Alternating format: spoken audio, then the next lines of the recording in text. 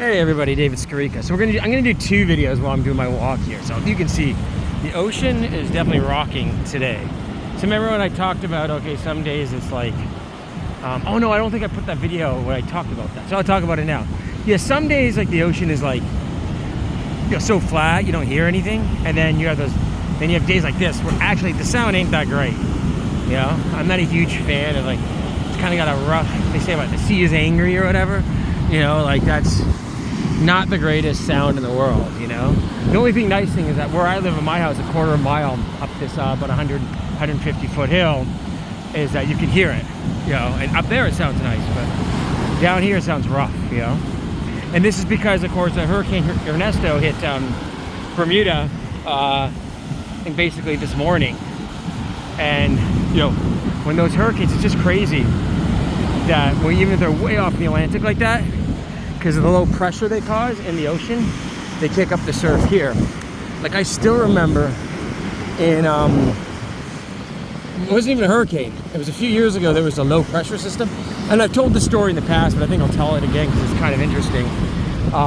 Well, it's both interesting and a bit morbid, literally, when you hear that actually what happened. So there was this low pressure system sitting out in the ocean, and it kicked up the surf. Like, I mean, literally, the water was coming up almost to the end of the beach here. So I took a couple beach walks, and I had to like just walk on the edge. So that stuff happened, and then yeah, with whatever what I'm talking about, with the ocean being like kicked up, and then in the middle of the island, like the island gets real narrow near this bridge where the two like the sea and the Caribbean Sea and the Atlantic Ocean meet. And the little highway that's just down the hill from that bridge, basically the water was so high, there was a sand pit that people use. They dig sand out of it and they use it to make concrete, which they should never been doing, you know.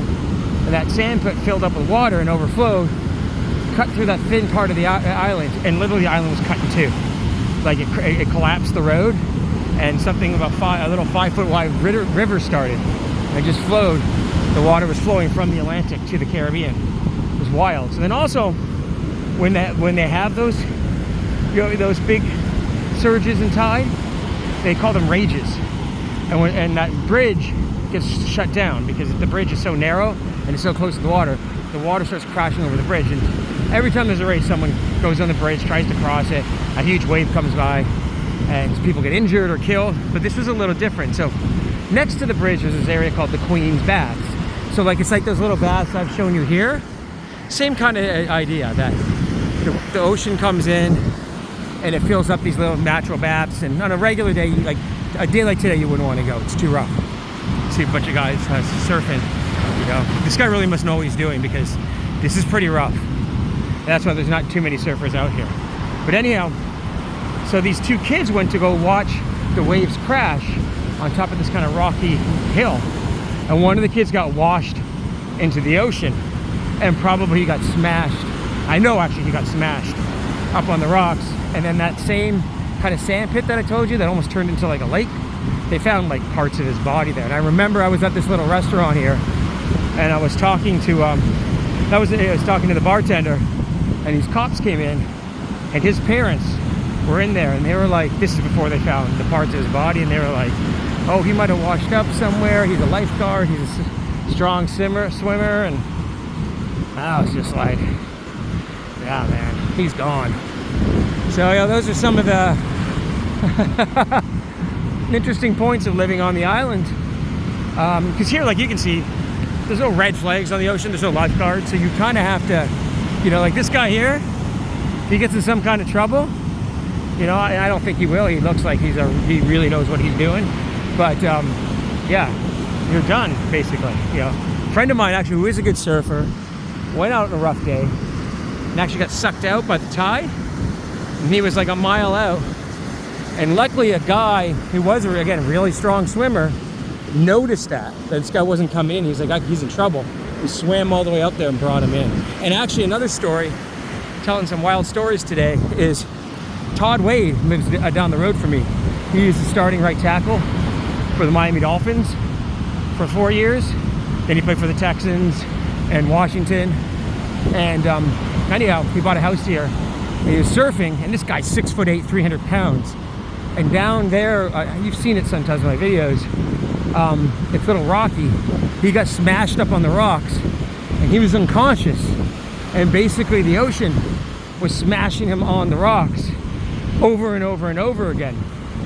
You know? So, that's basically it. You know? So, that's basically it. With that story, it's just crazy. I know, crazy story, a very, very crazy story. Anyhow, and then so what happened was when he was unconscious, a guy pulled him off. The guy was like my size. I'm like 190 pounds, 185 pounds. By the way, I hit after one of these walks. You lose so much water. I saw my weight hit 184. I'm really like 188, something like that, you know, because that's just water you lose by sweating it out. But anyhow, he basically like and this guy had like who was basically so like 100 pounds lighter than him and a foot shorter, basically had to like pull him out, you know, from there. So anyhow, there's some island stories for you. So what we're going to talk about now is FUBO.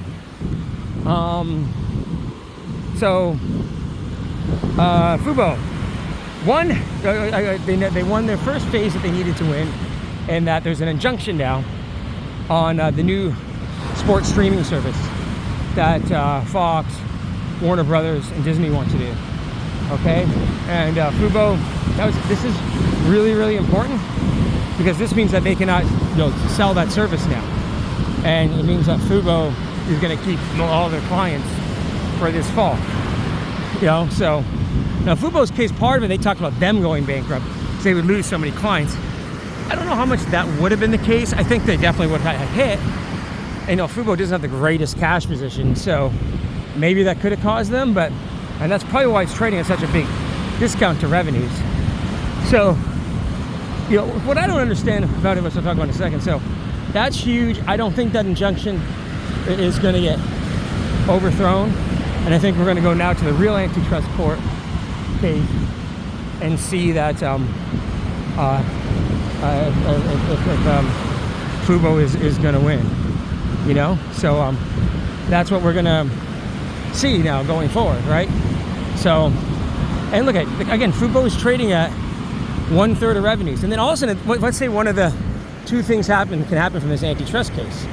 Well, let's say they win a whole bunch of money. They win 300, 400, 500 million in damages. So all of a sudden they'll be cashed up. Plus, they probably will win the right to stream that bundling service, right? And what will have to happen is all cable providers, internet streaming companies are going to have to provide this service, not just the select companies themselves and, you know, Hulu, who they're working with, you know. And I think Hulu is owned by one of those companies, and has a big, one of those companies has a big interest in Hulu, you know. So, yeah, that's basically it, right? So I think it's really positive. And with the huge short position of FUBO, so it went up like 15%, and then that's up like another 11% after hours. You know these shorts are going to have to start scrambling, and I think these shorts were pounding it, every earnings on it. Yes. And I think the big discount became maybe not just some conspiracy theory with shorts pounding it, but basically like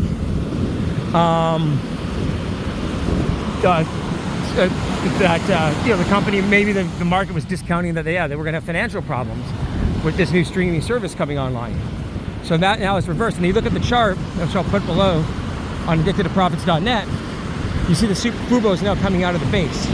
So it closed right near there, and I've talked about 160, 165. You can really say 170 was resistance, and that after hours print is 171 when it closed after hours on Friday. So we'll see what happens. And as you know, I don't usually give away stock picks, but in our free version, said this is my number one stock when it was like 126, 130. So we'll see what happens now going forward. So, and this is what I was waiting for. Man, I remember also what I said is, look, it's not every day you're exactly right maybe about a trade. So I guess I don't want to take a victory lap yet because it's just started, but this is what I said, that the injunction for these counterparties to not carry that service would be the first victory, and then the second victory would be obviously winning the antitrust case. And then FUBO's also earnings are increasing, their losses are decreasing, so you have that as well. They're up to like nearly 1.6 billion in revenue annualized. So again, we'll have to see what happens, but yeah, looks good. So there's some island stories for you. So what I do is when I turn around, I'm gonna walk a little while further. You can see, because of the rough surf, all the seaweed and stuff has been kind of pushed up, so anyhow, when I go back, we'll talk about some other things as well. Although actually, now that I'm thinking about it, I don't know if I want to do a video on the way back, because the next video is even straight to do it here from the beach, especially with these waves crashing. But the other videos, I'm going to talk about the Magnificent Seven. And I think I need charts for that, to be honest. So, okay, I'm going to do one video. So, this should be out. I'm doing this Saturday afternoon. I'll put this out Sunday morning. And then the Magnificent Seven video will be out Monday morning. And I might do another video from the beach tomorrow that I'll put out Tuesday morning. And the reason is Tuesday I have a very busy day. I think I have to do a bunch of shit. Stuff. Sorry. I'm getting tired because I start to swear a bit. Stuff for my immigration here. I just renewed my homeowner's permit. And then that night, I guess I'll talk about that actually in the video that's going to be out Monday. What I'm working on Tuesday for something that's very special that's coming out Thursday. Anyhow. Oh yeah, actually, and I'll talk about something else too, where I actually may have another name change for the service, because it has to do with my new book. I think it's more appropriate in what I'm doing. So everybody take care. It's a little longer one. It was a lot of fun. So I'll talk to you later. Bye.